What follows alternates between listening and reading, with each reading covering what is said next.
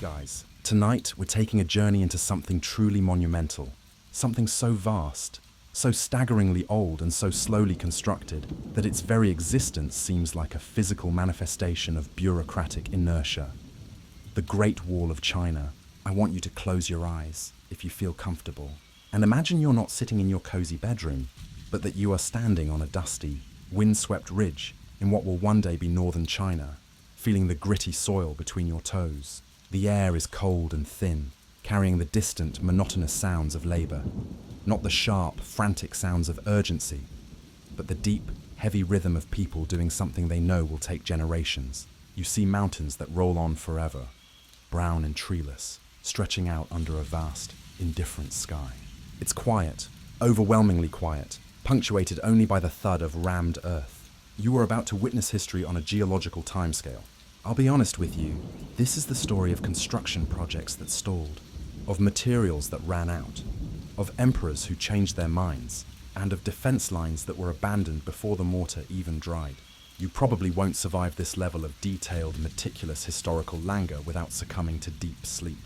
The sheer, breathtaking slowness of it all might just be the most effective sedative ever devised. So, before you get comfortable, take a moment to like the video and subscribe, but only if you genuinely enjoy what I do here.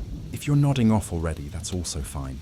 If you're feeling sociable, let me know where you're listening from and what time it is for you. Now dim the lights, maybe turn on a fan for that soft background hum, and let's ease into tonight's journey together. Our story, or really, the primordial ooze from which the Great Wall will eventually congeal, begins not with one massive, unified construction effort, but with a series of tiny, desperate movements by independent, squabbling kingdoms. You find yourself, way back in the 7th century BCE, deep in the tumultuous period known as the Spring and Autumn period, which would bleed into the even more chaotic Warring States period. Think of it as ancient China's equivalent of a particularly messy neighborhood dispute, except the neighbors all have standing armies and a tendency to solve disagreements with spears. You are observing the construction efforts of states like Qi, Chu, and Yan. These aren't walls intended to snake across continents. They are localized, fragmented fortifications. They are the equivalent of putting up a slightly taller fence than your neighbor. Only your neighbor is a nomadic tribe with excellent horsemanship and a distinct lack of respect for property lines. The Qi state, for example, is dealing with the northern barbarians. They aren't trying to wall off the entire north. They are just building short, strategic stretches of wall and watchtowers to protect their own borders and, crucially, their valuable farming land. You can feel the fear driving this construction, but also the penny-pinching localism. The materials you see being used are mostly rammed earth, or hang-to. Imagine a massive wooden frame, like a giant boxcar without wheels. Workers dump loose earth, sometimes mixed with gravel or chalk, into this frame. Then they take large, heavy-pounding tools, usually thick wooden logs or mallets, and they slowly, painstakingly compact the soil. Each layer is only a few inches thick, and once compacted, the frame is lifted and moved slightly, and the process begins again. The resulting wall is surprisingly strong, provided it's built properly. But the process itself? Oh, the process is designed to cure insomnia. This is where the initial, inherent slowness of the wall begins. It is not being built by a unified command with limitless resources. It's being built by regional governors who need to pull conscripted labor away from rice paddies during the off-season. The construction stops and starts based on the rice cycle, the whim of a local lord, or the sudden, much more urgent need to fight a skirmish with the next-door state, Zhao, who they hate just as much as the northern tribes. You observe these early walls as a patchwork quilt of paranoia. Some are high, some are low, some are made of mud, others use local river stones. The very idea of a great wall doesn't exist yet. It's just a series of small, necessary walls. Historians still argue whether these earliest fragmented walls were primarily for defense against nomads or simply boundary markers in the eternal game of who owns this hill among the Chinese states. The lack of uniform purpose certainly contributes to the lack of uniform construction speed. And here's a quirky tidbit to keep you awake for another minute. Some of these early sections weren't built solely against external human enemies.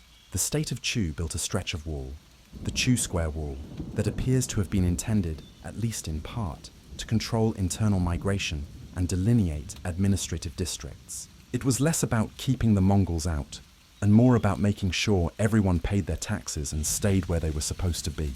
It was, in effect, a giant, multi-century-long exercise in herding cats across a massive landscape, with all the inherent frustrations that implies. Think of the paperwork. You can almost hear the ancient Chinese clerks complaining about the incorrect way a farmer has filled out his border crossing permit. It's truly a timeless struggle. So, for now, you just feel the pulse of these early scattered projects. A few hundred feet of rammed earth here, a small stone fortress there. It's less of a wall and more of a series of unconnected, localized anxiety attacks made physical. The people building it are tired, they are fed up, and they know that the next wave of Northern riders might just go around the end of the section they've just spent 6 months compacting. But they build on slowly, diligently, because the alternative, doing nothing, is unthinkable. You hear the rhythmic thud-thud-thud fading, and for now, the wall is less a wonder of the world and more a collection of very, very long, very, very slow dirt mounds. You drift forward through the centuries, the fragmented, earthen walls of the Warring States period crumbling softly behind you, dissolving back into the dust from which they were so laboriously pulled. The pace of history accelerates violently, until the year uncoordinated before. Brace yourself for a different kind of slow. The grinding, horrific soul-crushing slowness of a centralized, totalitarian vision. Qin Shi Huang's objective was simple in concept, but insane in execution. Take all those messy, regional barriers you saw earlier, tear down the ones that divided Chinese against Chinese, and then unite the northern ones into one single, contiguous defensive line. This wasn't just construction, it was a vast, forced landscape architecture project designed to erase regional identities and declare the permanence of his new unified empire. It was a logistical nightmare that would make any modern project manager weep, mostly because the primary tool for solving complex problems was just applying more brutal force. You are now standing near the northern frontier, watching this new, unified effort unfold. The Emperor has decreed the long wall must be built, and suddenly millions of people are mobilized. We're talking about conscripted soldiers, newly subjugated peasants, and, most damningly, vast numbers of convicts and political prisoners. These poor souls, the very foundation of the early wall, were given 3 choices: build, die trying, or be executed for insubordination. It was a great way to meet your quarterly construction quotas, but not so great for morale. The sheer scale of coordinating this effort across thousands of miles is almost impossible to comprehend. Imagine trying to manage communication, supply chains, and labor assignments across a distance greater than the width of the continental United States, with the fastest communication method being a very tired runner or a horse that hasn't eaten properly in days. The slowness here is born from distance and discord. Different regions use different measuring systems, even after the Emperor tried to standardize them. And local commanders, terrified of failing the Emperor's impossible demands, often fudged their progress reports. You can visualize a central official in the capital, squinting at a scroll that claims 50 miles of wall have been completed, while in reality, 20 of those miles are just a pile of damp dirt covered in a light dusting of ambition, the cruelest aspect of Qin Shi Huang's project, and the source of its legendary slowness was the terrible mortality rate. A mainstream historical fact is that the sheer number of deaths among the forced laborers led to the wall earning its grim nickname. The longest cemetery in the world. The pace was agonizing. Not because the people weren't working hard, but because they were dying fast. They succumbed to exhaustion, freezing winters, starvation, and rampant diseases like typhus and dysentery that spread easily in the packed, unsanitary labor camps. Every time a team of laborers finished a section, a replacement team had to be slowly marshaled, marched for weeks to the site and inducted, causing the overall pace to hiccup and stall constantly. The Emperor's mandate required sections of existing wall, often hundreds of miles apart, to be connected. This involved forcing construction through the most impassable terrain imaginable: towering mountain ridges, deep canyons, and vast, waterless deserts. While some sections were merely reinforced old earthworks, the connection points required entirely new construction. When you trudge along the route, you see the remnants of the old, fragmented walls, little spurs, and isolated forts.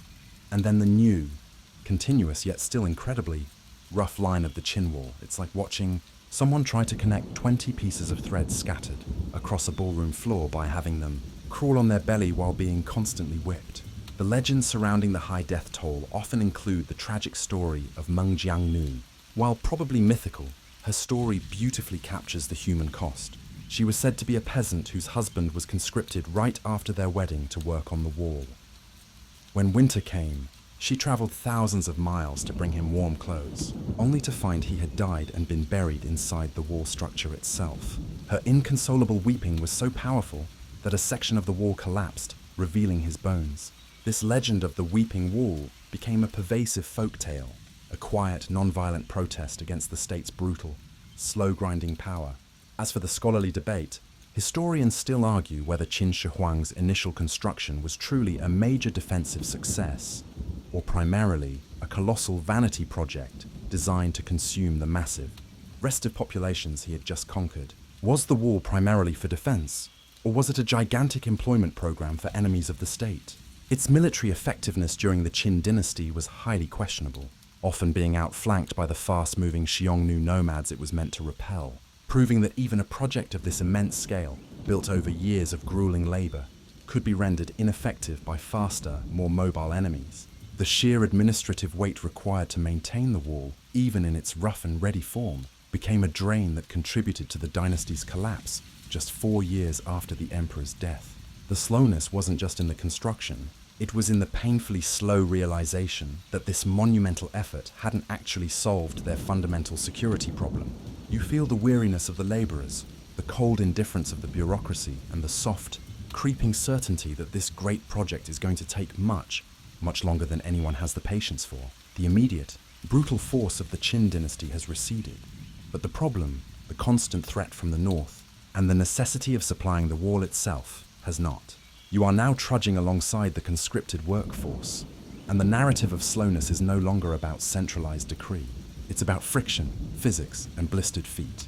We are going to spend this section focusing on what made the wall's construction agonizingly slow, the logistics of transport across the vast, inhospitable terrain. Imagine you are standing at the base of a particularly steep mountain range, a landscape that looks like crumpled paper left outside to dry. You need to get enormous heavy materials, quarried stone blocks, compacted earth, water, food, tools, and the crucial wooden scaffolding from a source point, which might be dozens or even 100 miles away, up to the ridgeline. The infrastructure you have to work with is essentially non-existent. No paved roads, no wheeled transport optimized for slopes, and certainly no cranes or engine-powered lifts. The entire process is a symphony of exhausted human effort. You see long, endless lines of laborers, their backs bent almost double, acting as the living, breathing supply chain. They are carrying baskets of earth on shoulder poles, or dragging large stones lashed to rough-hewn sledges. Every single item needed to build and sustain the builders, from a bucket of water to a bushel of grain to a 500-pound granite slab, has to be moved this way. This is where the pace grinds to a near halt. A load that takes 5 people an hour to move 1 mile on flat ground might take 10 people 4 hours to move half a mile up a switchback mountain path. When you factor in the inevitable breakdowns, a sprained ankle, a snapped rope, a sudden downpour turning the path to slippery mud, the entire operation stalls, sometimes for days. The lack of efficient transport means that the construction itself is often dictated by the nearest available material. If a local hill has crumbly shale, you build with crumbly shale, even if granite is available 20 miles away. If a riverbed provides rounded pebbles, that's what you use for foundation, not neatly dressed blocks from a far-off quarry. This leads to a patchwork quality in the early walls, a structural inconsistency that necessitated constant, slow repair work later on. The slowness of construction in one section was often a direct result of waiting for a painfully slow convoy of oxen or donkeys, overloaded to the point of collapse, to arrive with the next batch of supplies. A mainstream historical fact is that the ancient builders often had to construct temporary roads, or more accurately, cleared, stabilized paths before the wall itself could be built, just to facilitate the movement of supplies. These supply paths were engineering feats in themselves, involving rock clearing and soil packing on steep slopes. You can visualize the workers spending weeks flattening a route just so the construction materials could crawl along it, often taking twice as long to build the road to the wall as it took to build the wall section itself once the materials finally arrived. It's the ultimate expression of the slow, grinding effort required before the actual work could even begin to move the heaviest stones up the steepest slopes, especially during the later, more sophisticated Ming rebuilds. Builders occasionally employed an ingenious but intensely slow method involving man-powered rollers and a technique known as water skating. During winter, they would pour water along the path the stone needed to take. When it froze into a slick, icy track, they could drag incredibly heavy blocks using teams of hundreds of men, their combined force amplified by the reduction in friction. However, this required waiting for the precise, sustained freezing temperatures, and it meant a massive organizational effort to coordinate the labor and the water supply, often leading to months of necessary delay. You feel the strain in your own shoulders as you watch a team trying to pull a heavy, square stone up a dirt track. Their grunts are less sounds of effort and more sighs of deep physical resignation. The foreman is shouting, not in anger, but in the flat, exhausted cadence of a man who knows this is just how things go. They pull, they slip, they rest, they pull again. Every yard gained is a monumental victory over gravity and friction.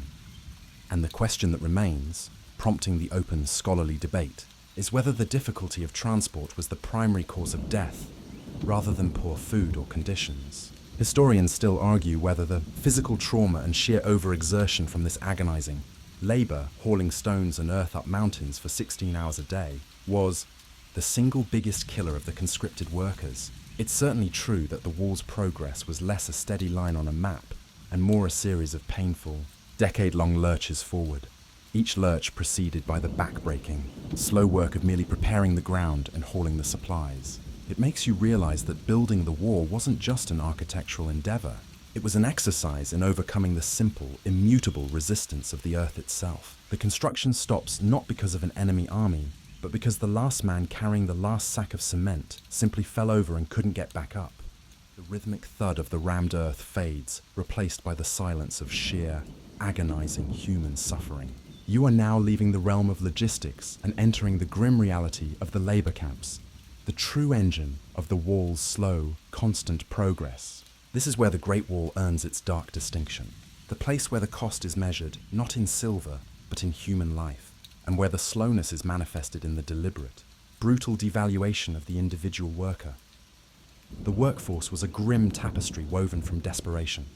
Conscripted peasants pulled from their fields, their families left to starve, soldiers assigned construction duty as punishment or during lulls in the fighting, and masses of criminals and political dissidents, for whom work on the wall was essentially a slow, state-sanctioned death sentence. You trudge through one of these camps at the base of the construction line. The air is thick with the smell of unwashed bodies, stale rice and wood smoke.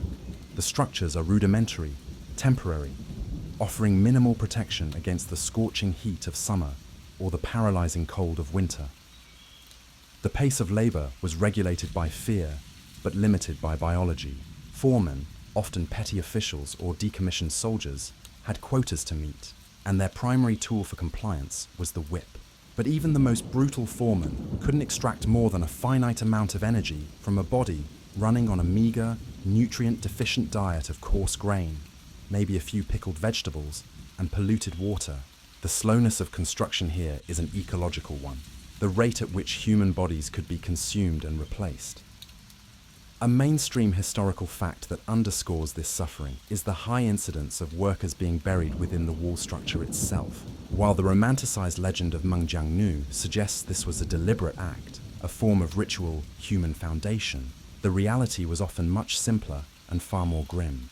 When workers died on the job, particularly in remote high-altitude sections, it was simply easier, faster, and more efficient to cover the corpse with earth and stone and continue building than to haul the body down the mountain for a proper burial. This practice, accidental or expedient, is why the wall is rightfully called the longest cemetery. Every yard of wall you see represents a silent, anonymous grave. The constant need to replace the workers who died is a primary reason why the project was stretched across millennia rather than decades. You watch as a crew attempts to raise a heavy timber for scaffolding. One man slips, falls, and is quickly and efficiently dragged aside, his place instantly filled by the next man in the line. There is no pause for grief, only a momentary hiccup in the slow, grinding process. The value of an individual life has been calculated down to the cost of a few handfuls of grain. The use of tribute silk was sometimes considered a more valuable currency than actual coin or grain to attract and retain the highly skilled artisans. Stonemasons and engineers needed for specialized parts of the wall, like gatehouses and elaborate battlements. These skilled workers, unlike the common conscripts, were incredibly difficult to replace. This led to a strange duality. The vast majority of labor was disposable, dirt-cheap human power, but the necessary expertise was bribed with the most luxurious materials of the empire. You can imagine the irony of a peasant dragging a massive granite slab for no pay, while the foreman overseeing him quietly adjusts his fine, newly acquired silk belt. The environment itself was an accomplice to the slowness and the mortality. The construction often took place on the ridges of the Yanshan and Yinshan mountain ranges, where the winds were fierce and temperatures swung wildly. In winter, tools would freeze to skin, and in summer, the lack of shade caused widespread heat stroke. This environmental friction was a constant, debilitating drag on the pace of construction, leading to enforced pauses that could last for months, contributing significantly to the wall's agonizing, stop-start history. And this leads us to the open scholarly debate. Historians still argue whether the high death toll was primarily due to the harsh conditions and heavy labor, or whether it was an intentional, though unstated, policy of social control. Was the wall an efficient military barrier, or was it a gigantic, self-regulating mechanism for culling excess and politically undesirable populations, keeping internal discontent literally busy and isolated on a remote frontier until they expired? The sheer organizational effort required to constantly source, march, and replace millions of dead and dying workers suggests a bureaucracy perfectly fine with this massive, continuous churn of humanity. The wall, in this context, is the ultimate monument to the slow, relentless cruelty of power. You feel the weight of this history, the soft thud of another load of earth, and the even softer thud of a body giving out, and realize the slowness of the wall is the measure of human life on the fringes of the empire. The human cost of the Qin wall is now a thick, inescapable layer beneath your feet, but the structure itself, the thing they died building, is surprisingly primitive, a testament to the hurried, desperate nature of its creation. You are now examining the materials and methods of this initial Great Wall, and realizing that the terrifying slowness of the process was not always rewarded with lasting quality. When Qin Shi Huang consolidated the empire and forced the connection of those fragmented barriers, remember those scattered regional walls we saw in Section 1? But his engineers were operating under immense time pressure and resource constraints. The resulting wall was, to put it gently, a mixed bag of quality control. It was less a single, unified architectural achievement, and more a hastily assembled scrapbook of whatever materials were locally available, a true reflection of the agonizing limitations imposed by the slow, painful transport we just discussed. The dominant material you see here, especially in the central and eastern sections, is still rammed earth, or hangtu. Imagine standing in a high, narrow trench. The workers are packing layers of loess, a fine yellow, wind-blown silt, into massive timber frames. They pound it with those heavy wooden rammers, layer upon layer, thud, thud, thud. It sounds deeply dull, but it is an unbelievably effective process when done correctly. A mainstream historical fact is that correctly rammed earth structures, some built thousands of years ago, can be so durable they resist natural erosion and even modern excavation efforts, becoming as hard as soft concrete. The slowness here is the essential ingredient. The tamping must be meticulous, the moisture content perfect, or the whole thing simply washes away in the next heavy rain. The fact that any of the Qin wall survives today is a testament to the diligence of those long-dead, miserable laborers. However, the wall had to cross wildly varying terrain. When you trudge westward into the more rocky areas, you start to see more stone and rubble, but not the beautifully dressed blocks that characterize the later Ming Dynasty wall. Instead, you see rough-cut or even field stones simply piled up, sometimes held together with a simple mud mortar, or just stacked dry and braced with earth. In the western deserts, where good soil was scarce but local resources were desperate, you find genuinely fringe and quirky tidbits. Sections of the wall constructed from layers of tamarisk reeds, willow branches, and local gravel. These organic materials were laid down, compressed, and covered with a thin layer of earth. It sounds like something a desperate Boy Scout troop might try, but in the arid, stable desert climate, these sections proved surprisingly resilient to decay. though obviously useless against a concerted military attack. It's a kind of environmental architecture, an agonizingly slow response to absolute material scarcity. The overall impression of the Qin Wall, therefore, is not one of uniform strength, but of stopgap solutions and constant compromise.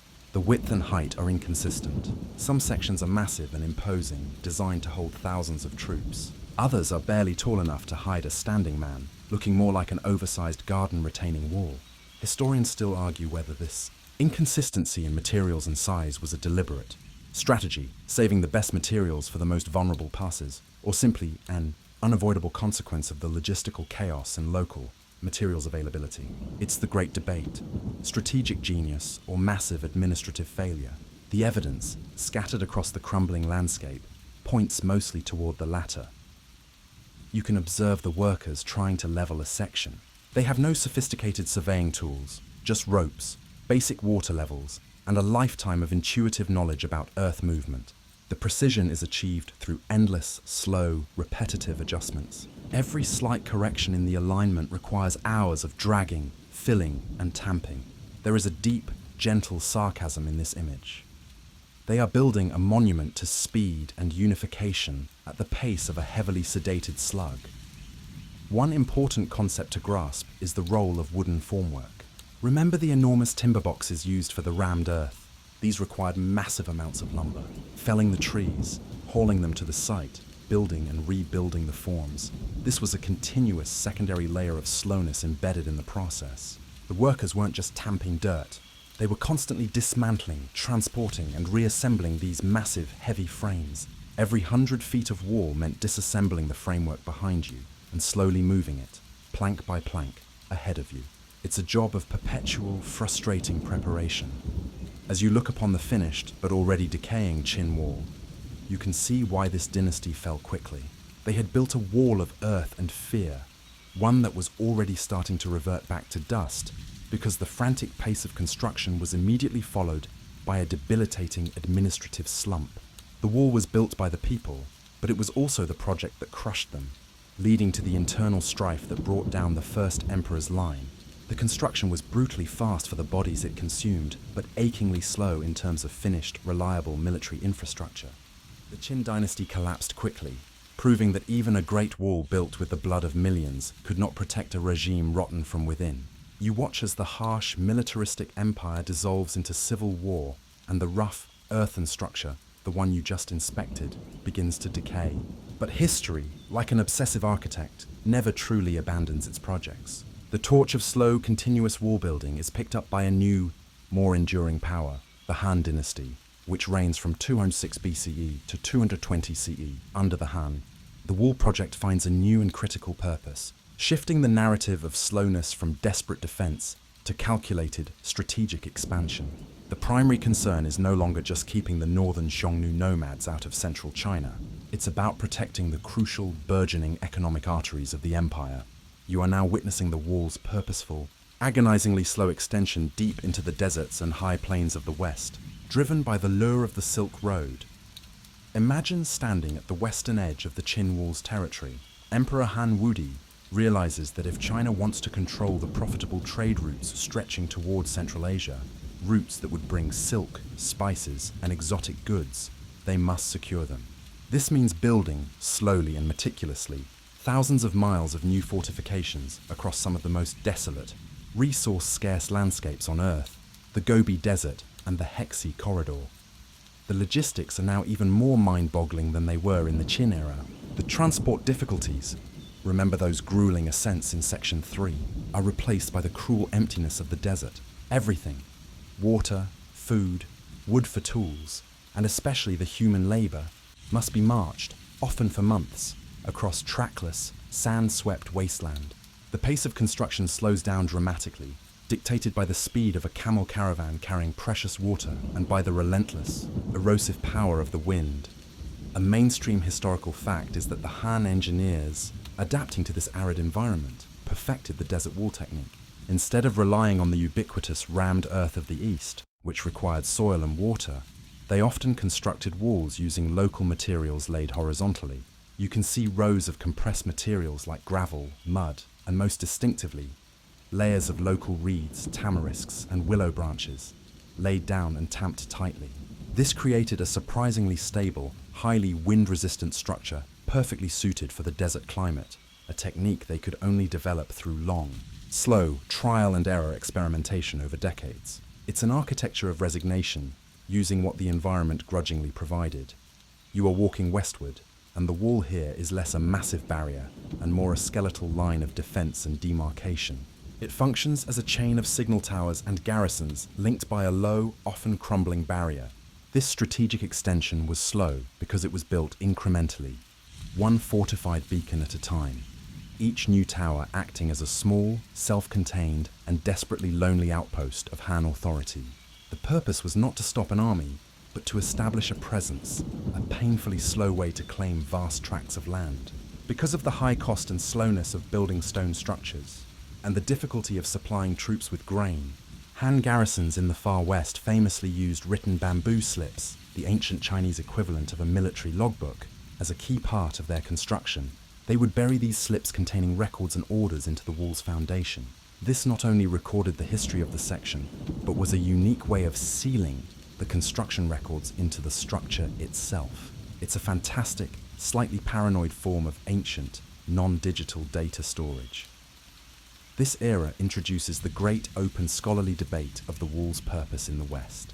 Historians still argue whether the wall's primary function in the Hexi corridor was military defense against the Xiongnu, or purely economic and symbolic, a visible demarcation that protected the tax base and projected state control over the lucrative Silk Road, given its porous nature and the focus on signal towers over sheer height. It seems the wall was less a barrier and more a very, very long, slow piece of infrastructure designed to make sure merchants paid their tariffs and communication could travel quickly and efficiently across the desert. You feel the dry heat and the endless, flat horizon. The sense of slowness here is one of geographic isolation. For a laborer, being sent to build the Han Wall meant not just hard work, but a virtual lifetime exile from the fertile heartland. A slow psychological and physical deterioration in the empty quarter. The work was slow because morale was non-existent, and the nearest replacement worker was probably 6 months' march away. The wall creeps forward year after year, pushed only by the powerful, slow-moving currents of global trade and imperial ambition. The wall now stretches into the punishing desert, a thin, intermittent line that you've seen built from reeds and earth, a far cry from the stone behemoth of popular imagination. But even more critical than the wall itself were the lonely, persistent structures that made it functional, the watchtowers and the signaling systems. You are now stationed in one of these remote Han-era towers, experiencing the slowness not of construction, but of communication and vigilance. Imagine being one of the few men assigned to a watchtower perched precariously on a high ridge or isolated desert dune. The tower itself is a monument to slow, deliberate placement. It had to be high enough for visibility, and close enough to the next tower to receive and pass on a signal, yet far enough apart to maximize coverage. The spacing of these towers, usually a mile or two apart, but sometimes much farther in the deep desert, reflects the careful, slow surveying work done by ancient engineers.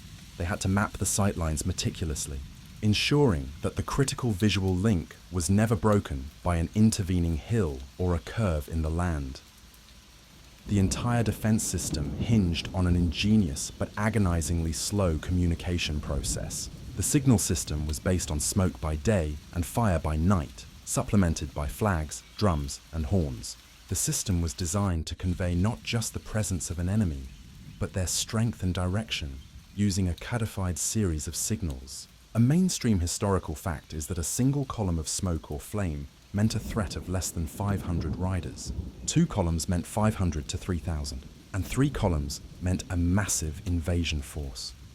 You spend a long, dull day on the platform. The slowness is crushing. Nothing happens for weeks or months. Then, on a bright, windless morning, your comrade points. Far on the horizon, a tiny, dark plume of smoke rises from the previous tower. This is where the slowness becomes critical. You must first verify the signal. Is it dust? Is it an accidental fire? Is the wind playing tricks? This verification process, involving careful observation, can take agonizing minutes. Then, you must prepare your own signal. You don't just light a bonfire. The the smoke needs to be dense and visible. This is achieved through the use of specific slow-burning materials. In some parts of the desert wall, and particularly during the Han period, ancient texts suggest that the builders used wolf dung as a key ingredient in their signaling fires. The fat and specific composition of the wolf dung was believed to produce a dark, heavy, distinctive smoke column that could be seen from the greatest distance, even in dusty conditions, differentiating it from a common fire. The effort involved in collecting enough wolf dung to fuel a major alarm signal is a humorous, if slightly disgusting, testament to the lengths the garrisons went to ensure communication. Once the signal is confirmed, you must light your fire and hold the signal for the correct prescribed duration. Then you wait, watching the next tower. You are entirely dependent on their alertness, their clear view, and their speed in relaying your message. The entire chain, stretching hundreds of miles back to a major garrison or imperial capital, could take hours or even a full day to complete, even when executed perfectly. The vast distance means the threat is moving much, much faster than the warning. The slowness of the wall's communication meant that reinforcements were always arriving late. The isolation breeds a profound existential weariness. Your life is a continuous loop of sweeping the platform, checking the signal materials, and staring at a relentlessly empty horizon. It is a slow, silent psychological grind. The physical wall may have been built slowly, but the system it supported operated slowly by necessity.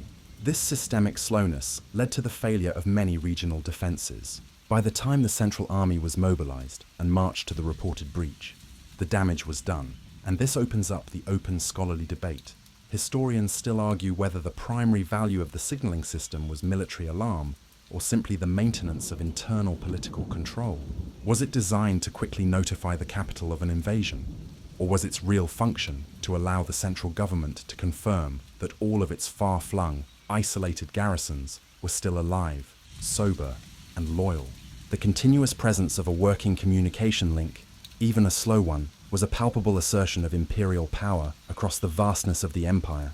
You squint at the horizon, waiting for a signal that might or might not come, feeling the chilling reality that your job is less about fighting and more about maintaining a constant, deliberate, and ultimately slow state of preparedness. Han Dynasty, like the Qin before it, eventually fractured, dissolving into the chaos of the Three Kingdoms period and subsequent dynasties. And as you've learned, with political chaos comes structural decay. You are now observing the heartbreakingly familiar cyclical pattern of frantic wall repair and long periods of neglect that defines the next 1,000 years of the wall's history. The slowness here is measured in the rate of erosion and apathy. Imagine standing on a section of the wall during the short-lived, desperate northern Qi dynasty, 550-577 CE. This dynasty, constantly besieged by the northern nomadic Turkic peoples, experienced a fit of wall-building zeal, a panicked, short-term burst of energy necessitated by decades of neglect. They recognized that the old Qin and Han rammed earth walls, the ones that took a lifetime to build, had crumbled back into the surrounding hills, reverting to simple dirt mounds. A mainstream historical fact is that the northern Qi engaged in massive, forced labor campaigns and built or rebuilt over 900 miles of wall in a desperate attempt to secure their borders. You watch as millions of cubic feet of stone and earth are moved again. But the pace is still slow, because the workforce is demoralized, the materials must be sourced from scratch, and the very foundation of the old wall is unstable. They are not merely building, they are constantly clearing away the decaying work of their distant ancestors, effectively doing the job twice. The slowness of construction is now a function of historical housekeeping. The problem, however, is that this desperate building effort was almost immediately followed by periods of profound indifference. The subsequent Sui dynasty, 581-618 CE, inherited a vast defensive line, but its attention quickly turned to Grand Canal projects and southern expansion, meaning resources, manpower, grain, and money were immediately diverted away from the dusty, expensive northern frontier. You can walk for miles along the Qi-built wall and notice the signs of quick, continuous decay. Watchtowers, remember the lonely signal towers, with cracked foundations, sections of earth wall where rain has carved deep ravines, and the rampant growth of brush and weeds reclaiming the stone battlements. This dynamic repeats itself constantly. A powerful dynasty like the Tang, 618-907 CE, confident in its own military might and less worried about the northern tribes, simply lets the wall fall apart. The expense of maintaining the massive garrisons and constantly repairing rain-damaged sections is deemed a waste of the imperial treasury. The Tang chose to use diplomacy and aggressive military campaigns, marching past the wall to meet the enemy, rather than relying on a static defense. The wall, having taken centuries to build, is allowed to decay in a matter of decades. During periods of deep decay, local peasants living near the wall would often engage in a highly destructive yet understandable form of resource recycling. They would slowly and painstakingly dismantle sections of the wall to reuse the high-quality, pre-cut stone blocks and bricks for building their own houses, animal pens, or even agricultural terraces. The wall was, for them, an inexhaustible, millennia-old quarry. This slow destruction by its own people contributed immensely to the patchwork, ruined state of the structure that later dynasties had to confront, creating a kind of slow-motion vandalism across the landscape. You feel the frustration of a commander arriving at a section of wall that was supposedly finished 50 years ago, only to find it completely unusable. The sheer administrative slowness, the time it takes for a report of a collapsing section to travel to the capital, for the funds to be allocated, for the labor to be conscripted and marched to the site, means that the wall is always decaying faster than it can be fixed. The open scholarly debate surrounding this period is crucial. Historians still argue whether this cyclical pattern of neglect and repair indicates the wall's general military failure or its political success. Was the wall only remembered and repaired when the regime was weak, serving as a desperate last resort? Or did its very presence, even in a crumbling state, serve as enough of a deterrent or administrative boundary that the powerful dynasties didn't need to maintain it? Proving its long-term strategic value lay in the potential threat it posed, not its structural integrity. You watch the stone slowly settle and the earth softly wash away, embodying the centuries of slow-motion political ebb and flow. The history of the wall is not just construction, it is the history of reconstruction, an endless, slow-motion battle against time and weather. The cycle of neglect and repair continues, stretching through the centuries. But now you are standing in a period where the wall's slowness is contrasted with the sheer, terrifying speed of its opponents. We are in the 13th century, and the wall, for all its millennia of slow, painstaking construction, is about to face its most humbling challenge: the lightning-fast, highly mobile Mongol invasions. Imagine the wall here. Sections of the old Han, rammed earth are mostly melted into hillsides. The northern Qi repairs are crumbling, and the massive unified stone structure you probably picture hasn't been built yet. The wall is a broken, inconsistent line. It's a defense built for a slow, siege-based form of warfare, designed to stop slow-moving tribal migrations or small raiding parties. Then the Mongols arrive. The slowness of the wall's construction is now rendered moot by the swiftness of Genghis Khan's and later Kublai Khan's armies. These aren't scattered tribes. They are a unified, disciplined, cavalry-based force capable of marching hundreds of miles in a matter of days. Their military genius lay in their speed, reconnaissance, and ability to coordinate vast distances. A mainstream historical fact is that the Mongol forces repeatedly and successfully outflanked the existing wall structure. The entire massive project was designed to anchor the northern frontier, but the Mongols didn't need to laboriously breach the high, fortified sections. They simply rode around the end of the wall, often through the less protected western desert regions where the fortifications were thinner. Remember those reed and gravel sections from Section 6?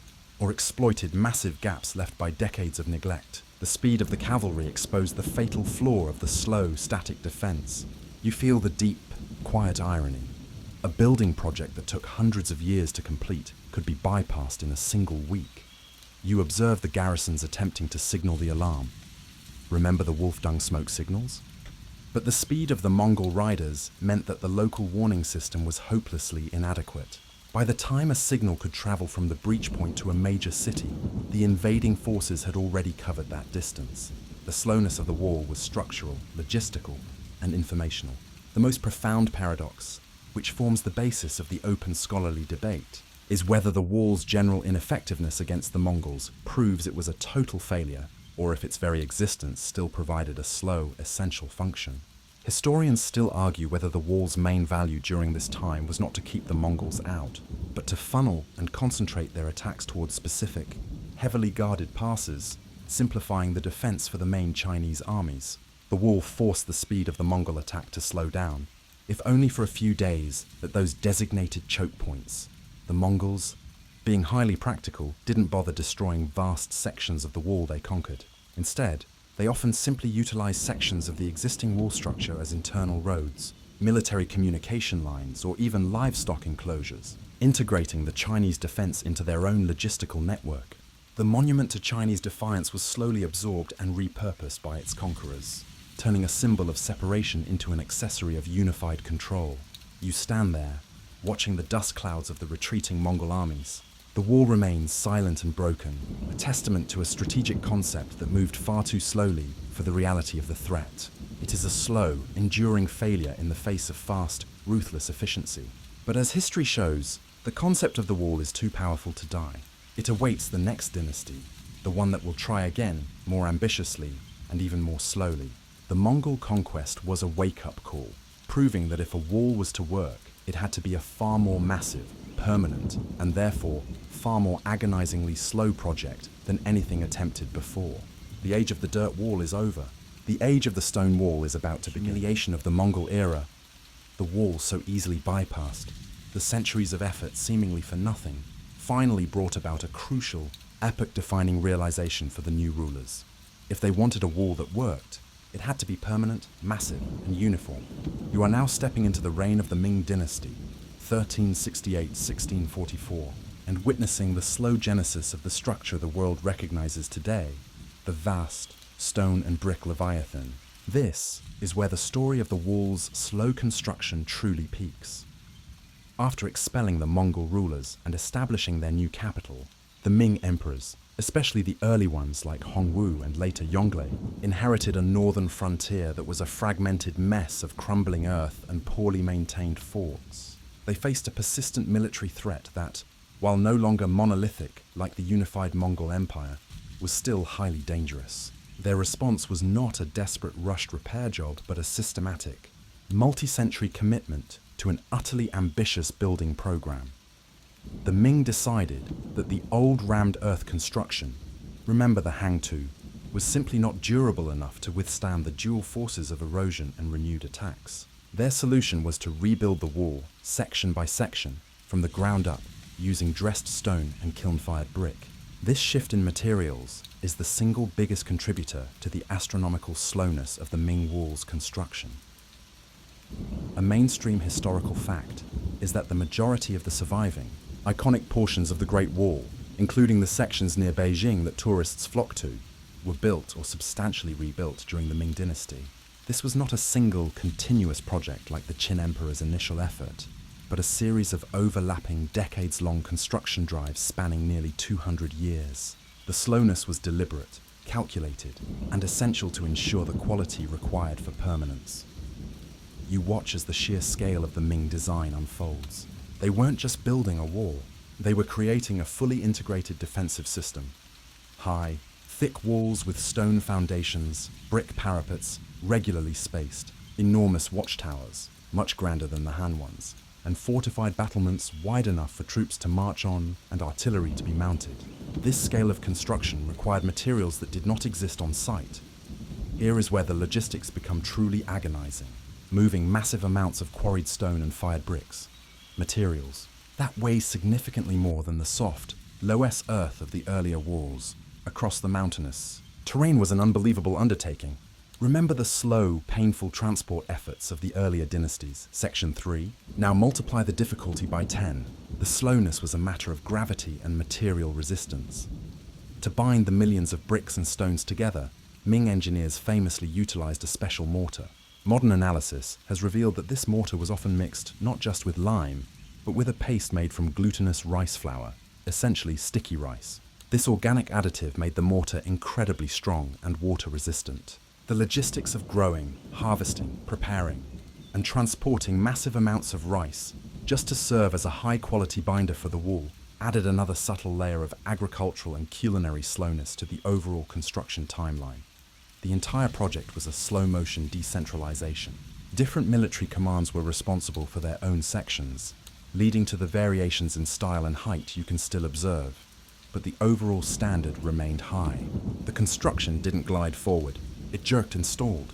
A military governor would receive funds, recruit the masons, build for 10 years, and then, if the threat receded or the central court changed priorities, the project would freeze for decades, only to be restarted by his successor. The Ming Wall is a testament to the slow, relentless persistence of imperial will executed by the slow, painful reality of pre-industrial labor. The open scholarly debate surrounding the Ming Wall is perhaps the most famous. Historians still argue whether the Ming's massive investment in the wall ultimately weakened or strengthened the dynasty. Was the commitment of vast resources and manpower to this slow, static defense project a colossal misallocation of funds that diverted attention from other necessary reforms and contributed to the dynasty's eventual collapse? Or did it provide the essential centuries-long stability required for the Ming to consolidate their power and rebuild Chinese culture after the Mongol occupation? As you look at the immense scale of the stonework, you realize the answer is probably yes to both. The wall was simultaneously an incredible success of engineering and a slow, continuous drain on the state. The Ming Wall is no longer a collection of hasty dirt mounds. It is a permanent statement. But its sheer permanence is a direct result of the agonizing slowness involved in gathering and preparing the materials. You are now leaving the wall line and descending into the stone quarries and brick kilns, witnessing the core bottleneck that dictated the centuries-long pace of the Ming construction. The shift from rammed earth to stone and brick introduced monumental logistical challenges. To build the tens of thousands of miles of high-quality, permanent wall, the Ming needed a continuous, staggering supply of two key items: quarried stone blocks for the foundations and lower courses, and kiln-fired grey bricks for the upper, visible surfaces, battlements, and watchtowers.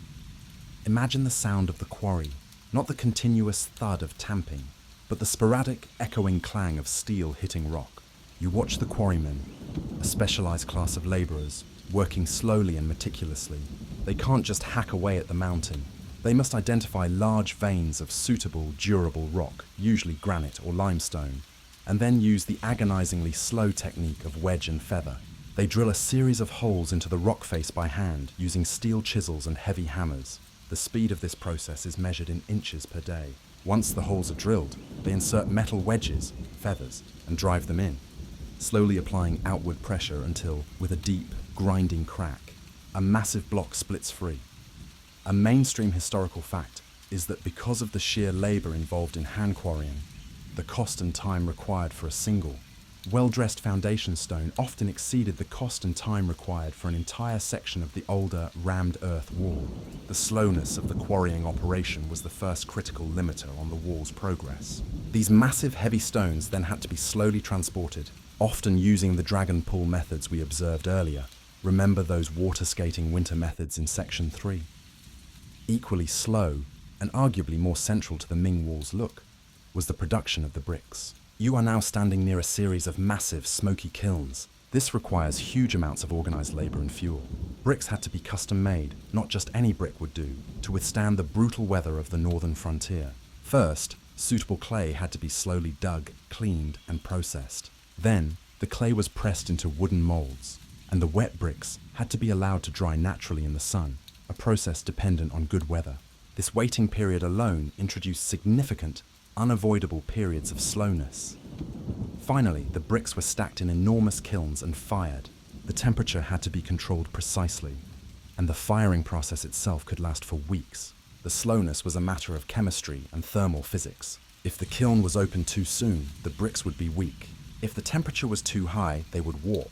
You can imagine the frustration of a foreman after weeks of slow firing, only to open a kiln and find half the bricks were defective. The entire massive cycle, digging, molding, drying, firing, and cooling, had to be repeated endlessly to supply the millions upon millions of bricks required.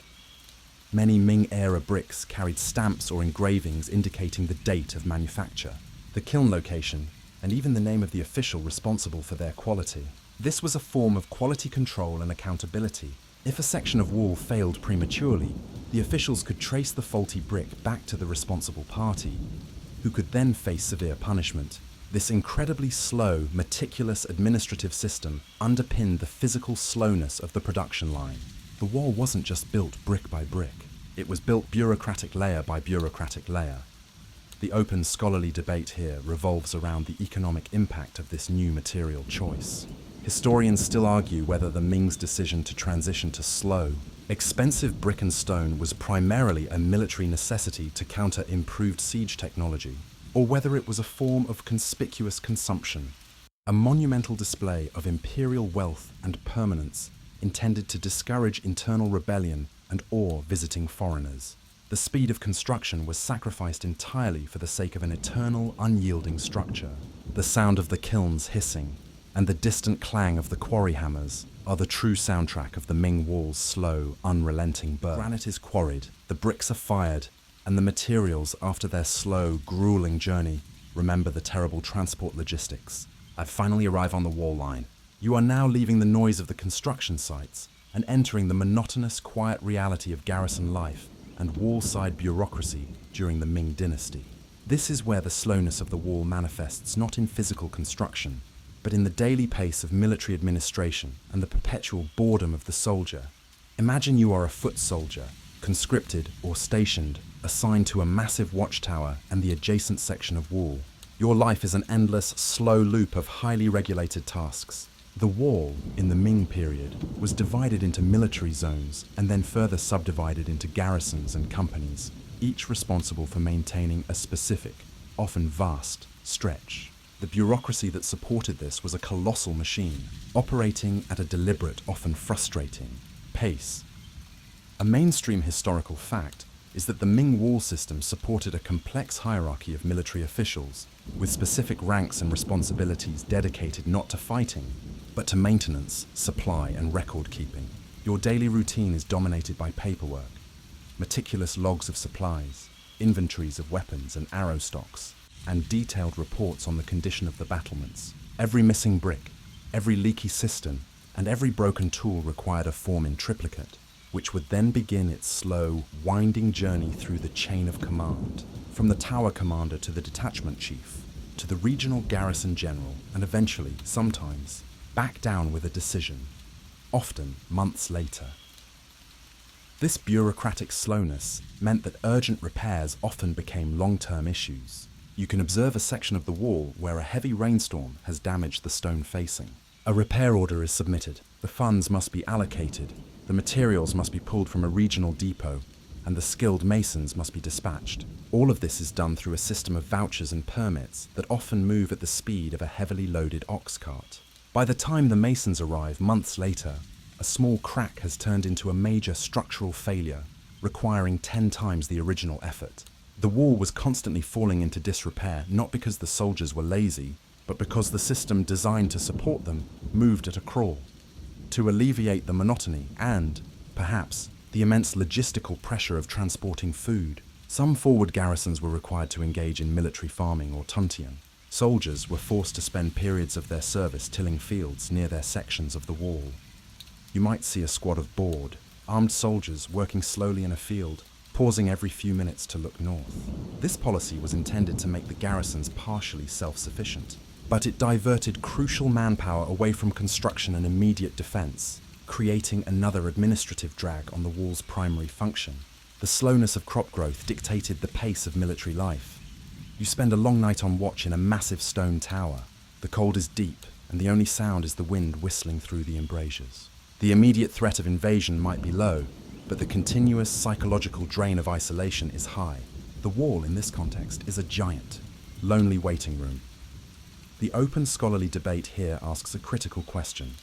Historians still argue whether the complex, slow-moving, Ming bureaucracy surrounding the wall was a sign of effective imperial control, or whether it was a deliberate padding of the military payroll, a way for corrupt officials to siphon funds and appoint loyal but incompetent friends to lucrative distant frontier posts. The enormous administrative apparatus, designed to ensure smooth operation, may have been its own worst enemy, generating massive amounts of paperwork and little tangible progress. The pace of life here is the ultimate reflection of a static defense. Nothing moves fast. The orders are slow.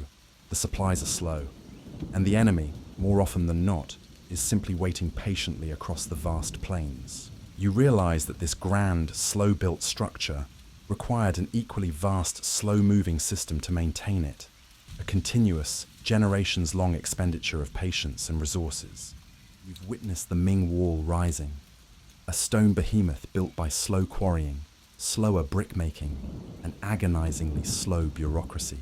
Yet, for all its mass and permanence, the wall was defined by its gaps, the fortified choke points that, ironically, became the critical, fatal weaknesses. We are now examining the wall's final great slowness, the strategic realization that the enemy need only penetrate a few crucial spots. The Ming Wall was not a continuous, impenetrable barrier everywhere. It was instead a series of highly fortified, massive passes or gates connected by long stretches of wall. These passes were built where the terrain was naturally flat or conducive to travel, meaning they were the only viable routes for a large army with supply wagons and livestock. The wall's slow, centuries-long design was intended to funnel the fast-moving northern cavalry, like the Mongols, into these predetermined kill zones. You stand at the Shanhai Pass, the most famous of these gates, the first pass under heaven. It is an overwhelming fortress, a complex of heavy stone walls, towers and barracks designed to be impregnable. It took decades of slow, concentrated effort to build these passes, pulling resources and skilled labor away from the construction of the curtain walls between them. The slowness of its construction matched its significance. A mainstream historical fact is that the great passes, such as Juyong Pass and Shanhai Pass, were not simply gateways, but entire fortified cities that took years to complete, often involving complex drainage, inner walls and troop deployment systems. The massive stone blocks and hundreds of thousands of bricks used here represented the highest quality of Ming construction, a reflection of the slow, painstaking, and expensive work we explored earlier. The strategic irony, which forms the core of the open scholarly debate, is immediately apparent. Historians still argue whether the extreme fortification of these passes was a necessary act of military pragmatism or a self-fulfilling strategic flaw. By concentrating resources on these fixed, massive points, the Ming essentially gave the enemy a clear, singular objective. The wall became a single point of failure. The slowness in moving troops to reinforce a far-flung breach was compounded by the knowledge that the real danger lay in a betrayal or failure at one of these few critical gates. The slowness here is one of entrenched thinking.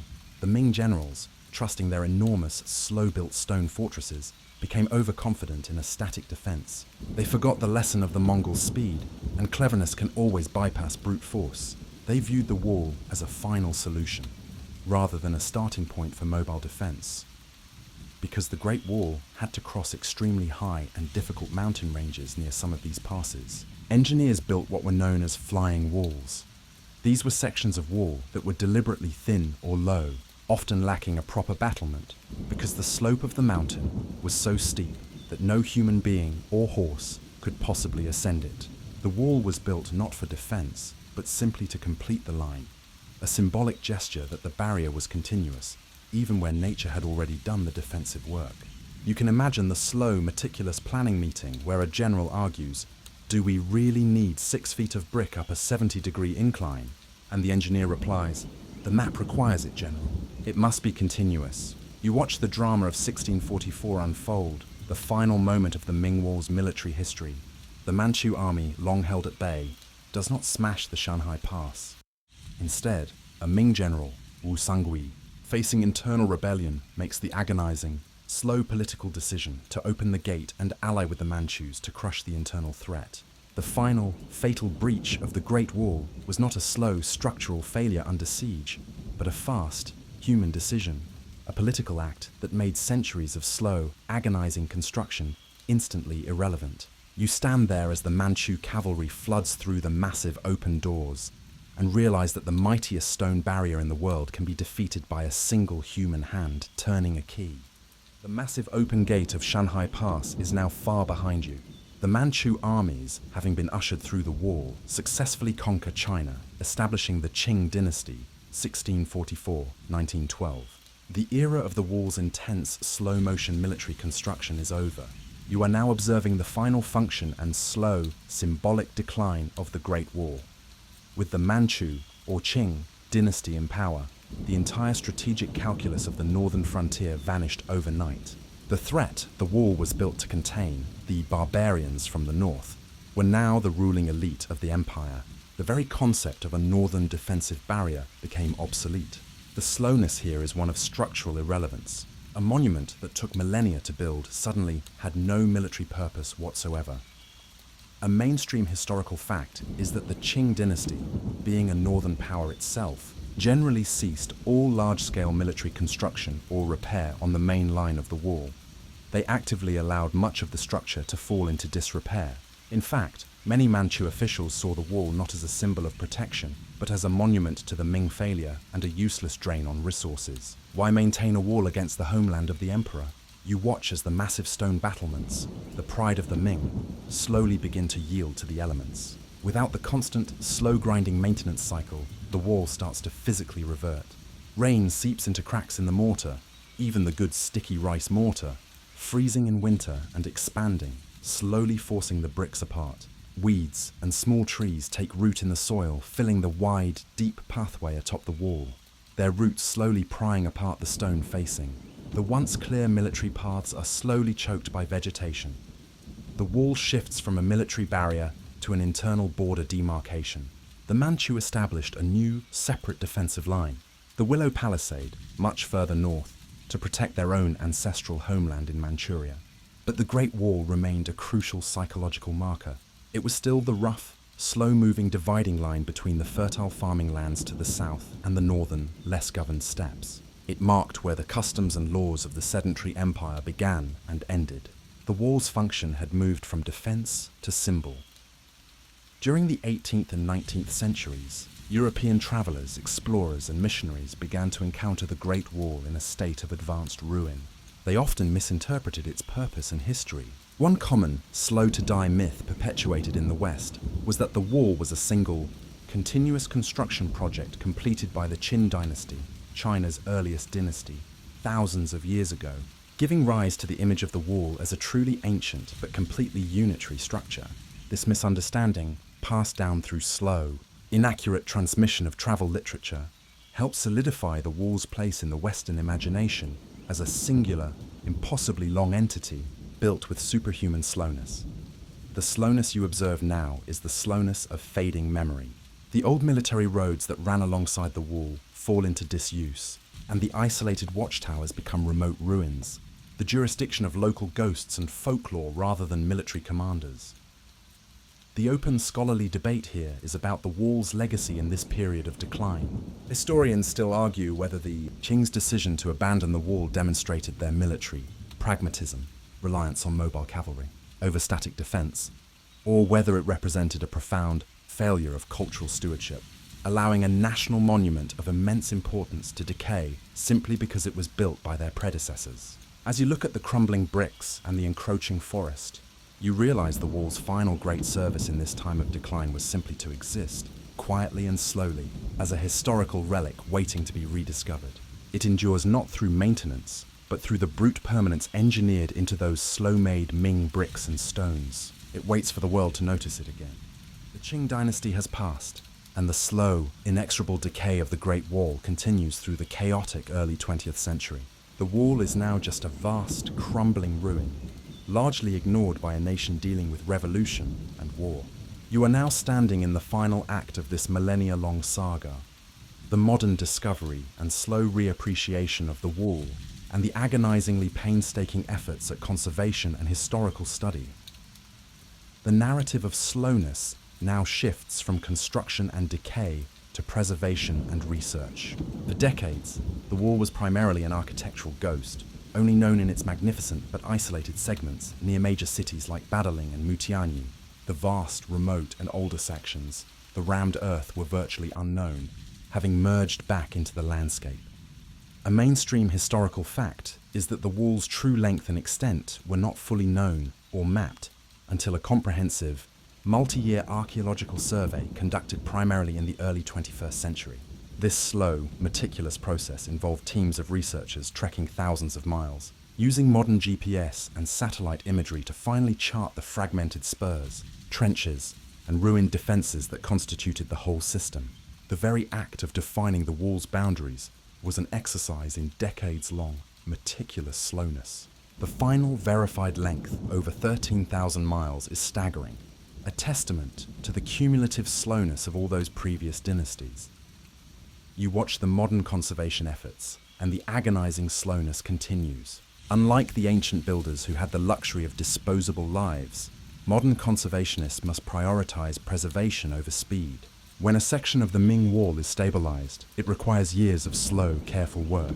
Teams of specialized restorers must analyze the original materials, trying to replicate the Ming-era sticky rice mortar and locate matching historical bricks, often resorting to slow, traditional methods rather than using modern, fast-setting concrete, which could damage the original structure. The wall's official designation as a UNESCO World Heritage Site in 1987, while a moment of triumph, paradoxically introduced a new layer of bureaucratic slowness. Any conservation plan, change, or major restoration effort now requires slow, multi-layered international approval and oversight, ensuring the work proceeds at a glacial pace, but with maximum historical fidelity. The wall is now protected, but any change must be filtered through a global committee, a new form of administrative drag far slower than any Ming emperor's decree. The wall has become an icon, bringing massive crowds. This introduces a new threat: slow, cumulative damage from tourism. The millions of feet that scuff the ancient stone and brick cause slow, steady abrasion, necessitating further slow, painstaking restoration efforts in a never-ending cycle of use and repair. The final open scholarly debate circles back to the very beginning of our journey. Historians still argue about the precise definition of the Great Wall. Should the term only refer to the magnificent Ming stone structure, or must it encompass all the fragmented earthen and often ruined defensive systems, the Qin and Han earthworks, the deep trenches, and the signaling towers that stretch across the northern landscape? This debate over definition reflects the fundamental historical complexity of the structure. It's not one wall built quickly, but a collection of projects built over 2 millennia with agonizing slowness. The wall's construction was slow, its decline was slow, and now its rescue is slow. It endures as a monument to the relentless, often futile, but ultimately enduring persistence of human effort. It reminds you that the biggest things are built with the smallest, slowest steps, taken over and over again until they become history. The sounds of the quarry, the rhythmic thud of the ancient rammers, the clanging of the Ming-era hammers. They are all softly receding now. You are walking down the wide, worn steps of a tower, feeling the gentle cool of the evening air on your skin. The air is still and clean. The wall, a dark, heavy ribbon of stone against the soft twilight sky, stretches out, a line of history fading into the hills. You're tired, I know. It's been a long, slow journey across thousands of years and thousands of miles. Remember the feel of the rough, compacted earth, the smell of the wolf dung smoke, and the heavy weight of those granite slabs being dragged up the mountain. All that effort, all that time, all that slowness has led you here, to this quiet, final moment. Let the scale of this project finally wash over you. It wasn't built in a day or a year or even a century. It was built by countless hands, each movement slow, each layer deliberate, each brick laid with a profound, quiet understanding that their labor was for a future they would never see. That slowness is what makes it strong. It's what makes it eternal. Your body is heavy, your mind is quiet, and the images are beginning to blur. You don't need to hold on to any of the facts now. Just let the sound of my voice be the final soft anchor. You are safe, you are warm, and you are far, far away from the cold, lonely wind of the northern frontier. Just breathe in and breathe out. The history is done. The journey is over. There's nothing left to do now, but let yourself sink gently into the dark and the silence. The wall will still be there in the morning, waiting, silent and slow.